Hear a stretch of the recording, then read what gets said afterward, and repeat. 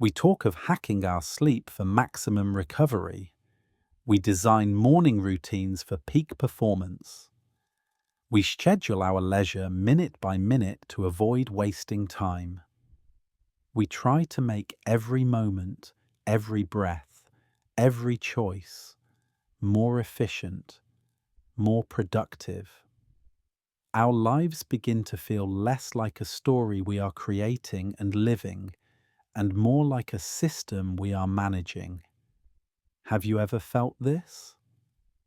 The strange, hollow burnout that comes from trying to optimize everything.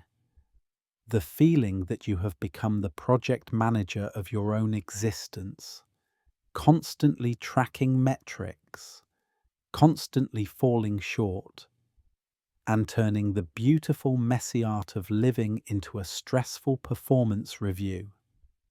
If you have ever felt this exhaustion or wished for a way to step off this treadmill of self-improvement, this journey is for you.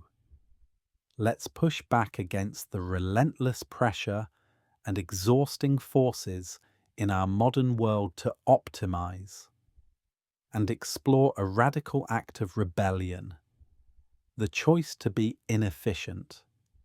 This is a path to reclaiming the poetry, the wonder, and the useless beauty of life from the tyranny of optimization.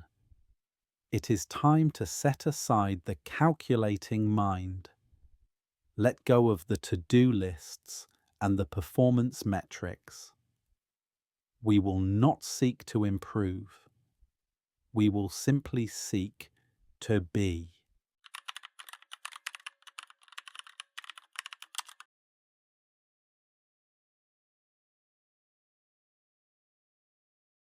To understand this pressure, we must first see the subtle but profound shift in how we view the world. The German philosopher Martin Heidegger warned of a way of thinking he called enframing. It is the tendency of the technological mind to see everything, the entire world, as a resource to be controlled, managed, and exploited for maximum yield. Imagine standing before an ancient, magnificent forest. One way of seeing, a poetic way, is to experience the forest in its own right. You feel the cool, damp air. You see the complex dance of light and shadow through the leaves.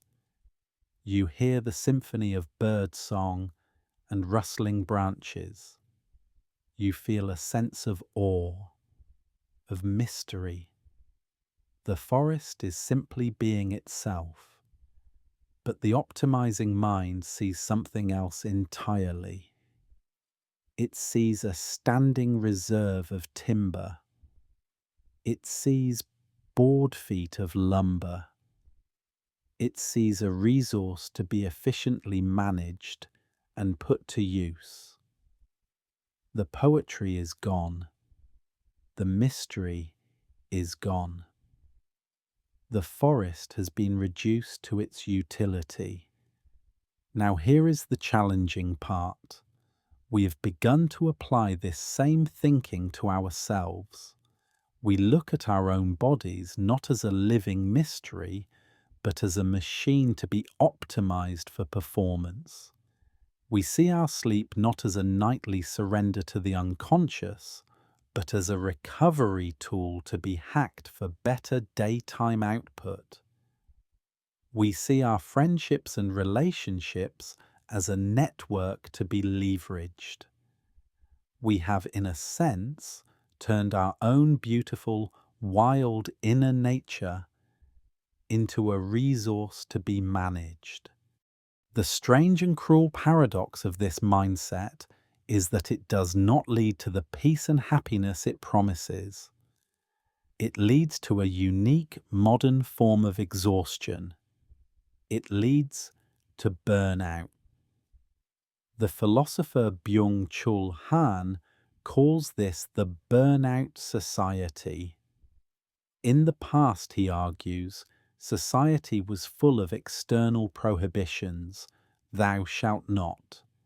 But today, the dominant message is internal.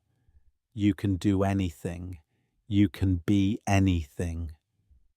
This sounds liberating, but it can become a subtle, hidden form of tyranny. The pressure no longer comes from an external king or a boss. It comes from within. We become our own achievement-obsessed project managers. We become our own slave drivers. The inner voice is no longer one of compassion, but of optimization. Could I be using this time more productively? Is this the most efficient way to relax? How can I leverage this experience for my personal brand? This internal pressure to perform, to achieve, to constantly be the best version of ourselves means that we are never truly at rest. Even our leisure becomes a form of work. The result is a profound soul-deep weariness.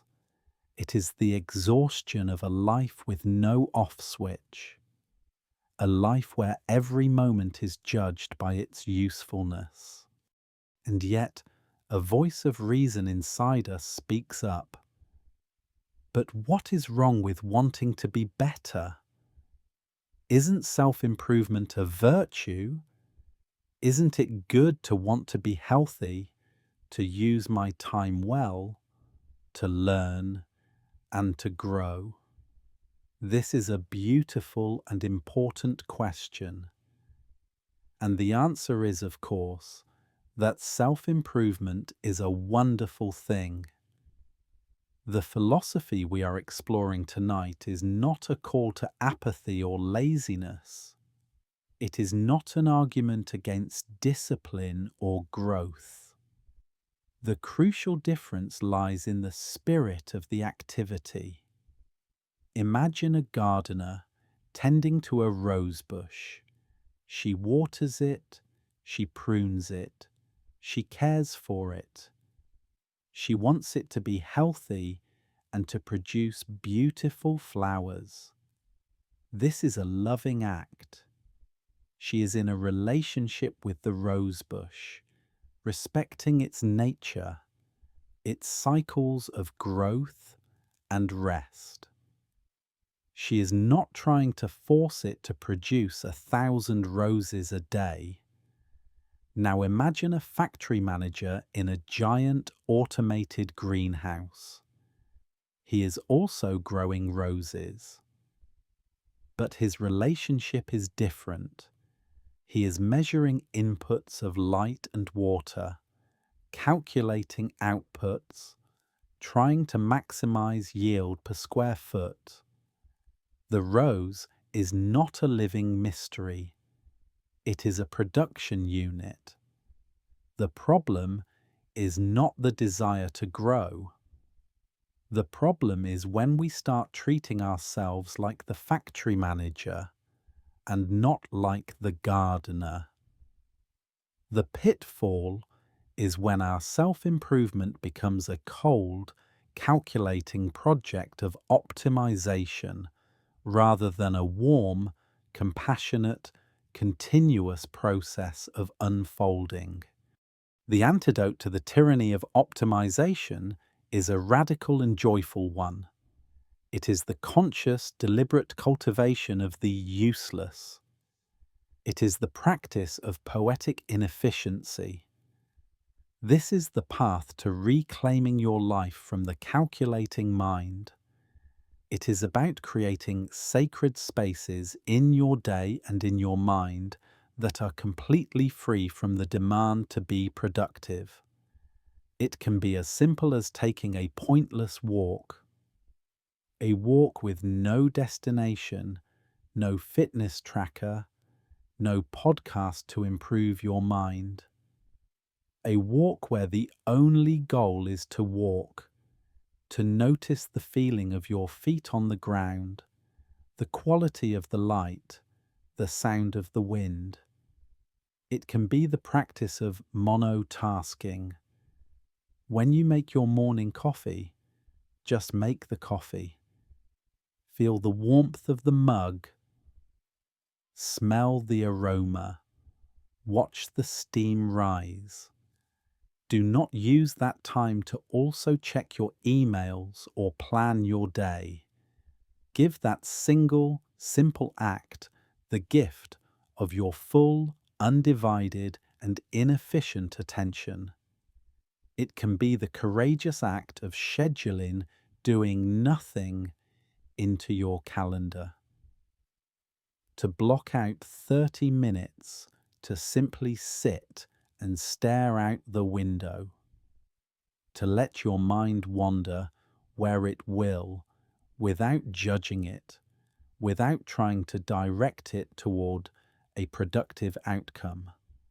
These are not lazy acts. They are acts of rebellion. They are acts of profound self-care. They are how we remind ourselves that we are human beings, not human doings. The transformation that this practice offers is a return to a more enchanted way of being. We move from a life of frantic management to a life of wondrous appreciation. We stop trying to control life and we start learning to receive it. I invite you to hold a final, powerful image in your mind. Imagine that the optimizing mind is a clenched fist.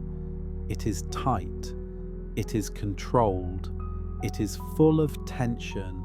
It is trying to grasp and hold on to time, productivity, and perfection. It is an exhausting way to live. Now, in your mind's eye, I want you to slowly unclench that fist. Feel the muscles in your forearm relaxing. Feel your fingers unfurling. Let your mind become an open hand. An open hand cannot grasp or control. It is vulnerable, but it can do something. A clenched fist can never do. It can receive. It can receive the simple, unhacked, unoptimized beauty of this present moment. It can feel the warmth of the air. It can receive the gift of a quiet thought. It can hold things lightly without needing to possess them. Let your whole being become this open hand. Let go of the need to perform. Let go of the need to achieve. There is nothing you need to optimize. There is only this beautiful and perfectly inefficient moment of being. Receive it. You have done enough. You are enough.